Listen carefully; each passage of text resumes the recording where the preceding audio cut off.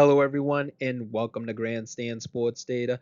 In today's video, we're going to give you the round 1 betting preview between the Milwaukee Bucks and the Indiana Pacers.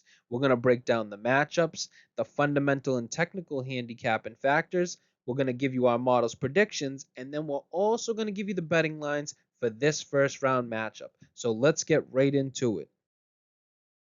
Okay, so let's start with the technical analysis. We're just gonna give you a real quick overview of what you see in here. So right here in the middle is going to be the stats that we have in our model, and these are the stats that we've tested for the last 5 years in terms of playoff success, and that's what you see in color coded here. So think as red as being a 5 out of 5. It has a really good win percentage in the playoffs for teams that hold that edge in that specific stat.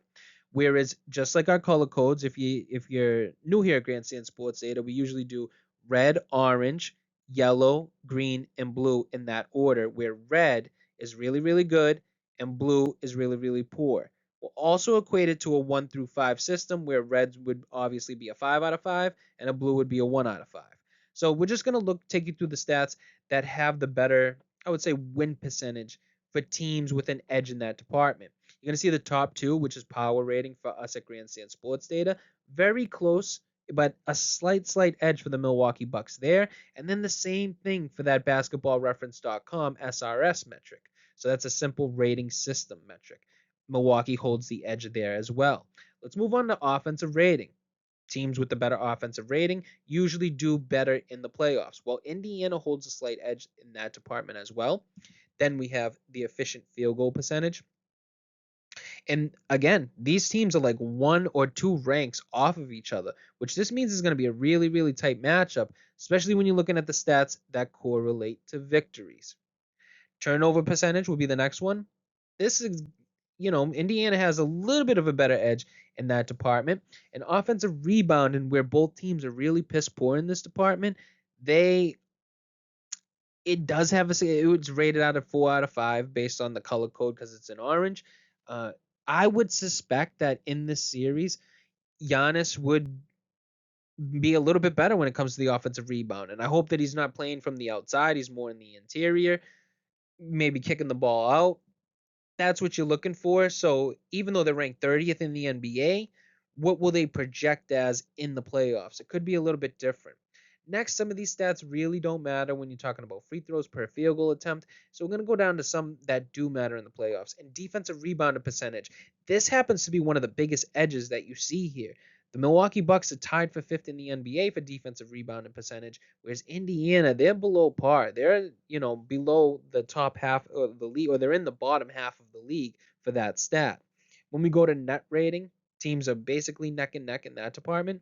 And then efficient field goal percentage differential, Milwaukee holding a, a pretty, I would say, a pretty good lead in that department. So you're talking about Milwaukee looks like they have the slight edge here. Everything was really, really close until we got to about defensive rebounding and then the efficient field goal percentage differential. So what they can do on offense and how well they play on defense, both together in that efficient field goal percentage differential. That's huge. Okay, so moving on to the fundamental analysis. As you can see, we're going to measure pace. That's labeled in green, so it's a below par stat when it comes to that playoff success that we talked about. Indiana is holding the edge in that department. They like to run a little bit faster than the Milwaukee Bucks. Milwaukee likes to slow it down a little bit, but not too much though, because tied for 12th. It's not like they're playing at a really, really slow pace. Now you are going to see win shares here. Win shares is going to represent more of the resume long-term success of the player in the playoffs. So these are only playoff career numbers, both win shares and win shares per 48. Now, for the win shares per 48, that's going to tell you how well the player plays each game. Basically, how well he plays in each individual game, what his metric is. Well, that win shares, remember, that's more longevity stat, his resume, how, his win shares, an accumulation of his career. Now, the edge that is being held there is with Milwaukee. You got to remember, Giannis brought his team to a title, won a championship with them. Brook Lopez has always performed well in the playoffs. And Damian Lillard, he's at a 6.5, which isn't the craziest. And I know I put him in this 8th spot. Some people are going to go crazy because I put Ryan Rollins. in that point guard, that starting point guard. But remember, Damian Lillard is going to miss a portion of the series. We don't know when he's going to be back, so that's why I put him in that 8th spot. I wanted to just mention him because if he does make an appearance in the series and we don't have him handicapped, that's not a good look for us. So looks like the edge though when you switch over to Indiana. Indiana has that edge on the win shares per 48. Halliburton plays really well each game in the playoffs. That's what's represented in that win shares per 48. But remember, he's still a little young, so it's only accumulated 1.8 throughout his career. Now, does he have the support? I don't necessarily know. I thought Spicy P would have had a better win shares per 48, but this number being represented in yellow means that he's just playing average compared to everybody else that's on the floor. 5.4 for an accumulation. Maybe not, I would expect a little bit better, but looks like Indiana's is getting crushed on the win shares, so they don't have the experience in the playoffs, which could be something to look forward to or look at deeper. But they do have that per game and only slightly. Only slightly. They have 0.695 while Milwaukee has 0.663. Now, here's another thing that we look at is home court advantage. That's an orange stat, which means it's rated about 4 out of 5 in terms of playoff success. And Indiana obviously holds the edge in that department. Okay, so let's take a look at some of the handicap and factor results. This is basically taking all those stats that we just showed you, and instead of giving it to you in win percentage with the color codes, now we're showing you the betting market. So over the last 5 years, these have been the most profitable ones on the board and the teams that hold the edge in those respective categories. You're seeing things like turnover percentage for Indiana. Well, if you bet in the last 5 years $1, you would have made a profit of $8.94. I really like to say it as you would have made $8.94 for every $1 bet because no one's betting only $1. Moving on to turnover percentage differential, $8.37 for every $1 bet. Indiana holds the edge again in that department. And then we have free throws per field goal attempt differential, which is $7.54 for every $1 bet. That is Milwaukee holding the edge there. So there's a good split here between both Indiana and Milwaukee. There seems to be almost a close split when it came to technical handicapping. Even in the fundamentals, there were some splits there. Like the win shares per 48 was in Indiana's favor, but if you looked at Milwaukee, they had that resume, they had that experience, they had those guys that have been into deep playoff pushes. So far, you can make your decision or your opinion. Right now, if you would ask me, maybe a slight edge for the Milwaukee Bucks. Okay, so looking at these two graphs, these track the performance for each team against the spread from about game 55 to game 82. The reason why we selected that, I would say, sample size is because it's going to show you that playoff push and how well they're playing recently. You don't want to go all the way back to games 1 and 2 in an 82 game season and see how well a team is playing. That really doesn't help your argument on either way, or in either direction. Sorry. Let's start with the Milwaukee Bucks on the left side. They were 41 and 41 against the spread. They were down $3.69 for every $1 bet, and they were down in terms of rate of return. If you made Milwaukee a play every single game, they were down 4.5% as a return on your investment. So as you can see, they improved late. There's an upward tick about game 76 on. This suggests that there was a market correction, or they were better at covering late in the season, so playing better basketball is what that breaks down to. They still below that break-even percentage. You could tell from the minus 3.69, so they didn't give you a positive return. They just missed out on that, but they were headed in the right direction. If you take a look at Indiana now, they were 36 and 46. They were down $13.24 for every $1 bet, so worse than Milwaukee by a landslide. They also were pretty poor when it came to your return on investment, as it was down 16.1% if you were looking at Indiana as a stock. There's obviously a clear downslope from game 60 on. It's really bad looking at it. The market overrated them, and then they simply just underperformed, which isn't good going into the playoffs. So despite being fast and a fun team, they were costly to back late in the season. So that's something that you have to look into.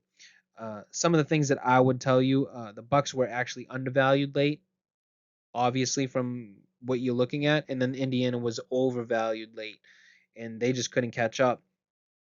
And if this trend continues, if you're one of those people who thinks this trend is going to continue, you would look at Milwaukee covering more games. And that doesn't necessarily mean Indiana is going to lose. You got to remember that. Just because Milwaukee covers as an underdog doesn't mean that Indiana is going to lose. So it's something to look at. You got to remember, we're talking in terms of betting analysis, not necessarily your money lines we're going to touch on in the next slide. So let's get over to that one and give you the trends for the money lines. Okay, so let's take a look at the money line side of things now. You can still see Milwaukee was 47 and 35 on the money line this season. They were down $2.73 for every $1 bet, and if you looked at them like a stock and bet on them every single game, you would be down 3.3%. So, despite that strong record, bettors lost money because the Bucks were what? They were overpriced right here. You see, even in wins, it was a slow increase because they were heavy favorites. Something to look for. But you can see they started to kick it up a little bit towards the end of the year. The market was down on them, and they said, "Hey, we're coming." So that's something you have to take a look at this. Make sure to pause the video, get as much as you can from this information. It's showing here strong Milwaukee trajectory going upwards. Now, if you look at the flip side when it comes to Indiana, they were about 49 and 33 on the money line. They were up $10.72 for every $1 bet.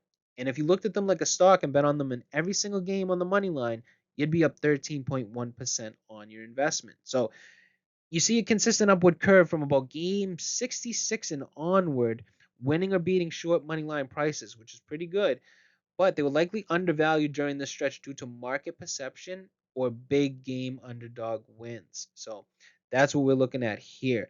If you want to contrast it, it's like Milwaukee had the better overall reputation, but Indiana was the one generating real value on money lines. Now, how would you tie this into a betting strategy? Well, this could hint at value in game by game money lines for Indiana if they're underdogs, which I don't know if I see happening. Maybe when they're on the road, but in these first few games, it looks like they're the favorite, or in the first game, they're the favorite. Or if you're looking on the other side of Milwaukee, you may want to wait for a better price for Milwaukee in about middle of the series. I think that if you like them now, though, pretty good number for them if you think that they're going to win some of these games or even steal one in Indiana. Okay, so let's move on to some of the series betting lines here, and also our prediction when it comes according to our model, basically. So it isn't a gut pick from me or a trend play. This is what our model projects based strictly on stats that correlate to win percentage and margin of victory. Just remember that. So it's not necessarily me, giving my opinion.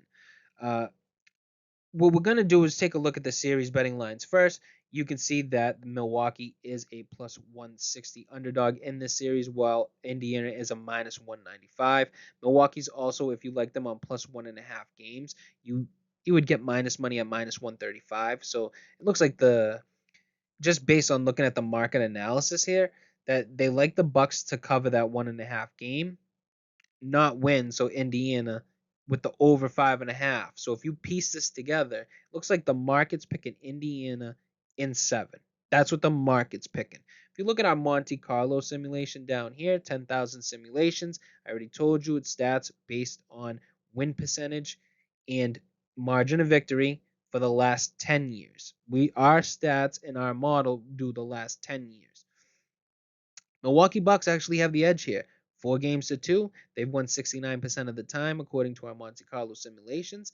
That means the Bucks on the spread, the Bucks on the line, and then the over in the series if you're looking at our model. So this is what the data shows me. I think that this is actually pretty accurate. I do like Milwaukee in terms of a lean. I'm not too sure if I can pull the trigger on them because there is one thing in my fundamental analysis that makes me nervous, and this happened last season. Milwaukee and staying healthy and then also getting healthy. Is Lillard healthy enough? Will Giannis go down with an injury during the series? These are things that are hard to predict, and it makes me a little bit nervous. But if you would have me, where would you lean, not necessarily bet? I think the model has it right here. I think it has it almost. You say that there's full health for both teams. Milwaukee should win the series. Okay, so thank you guys for tuning in to the NBA first round playoff preview. We hope you had a great time and picked up some awesome information. Now, don't forget to subscribe to Grandstand Sports Data for more great shows like this one. Also, don't forget to give this video a like and share it with your friends. And leave a comment down below on who you think is going to win this series. That's all for now, and we'll see you guys in the next one.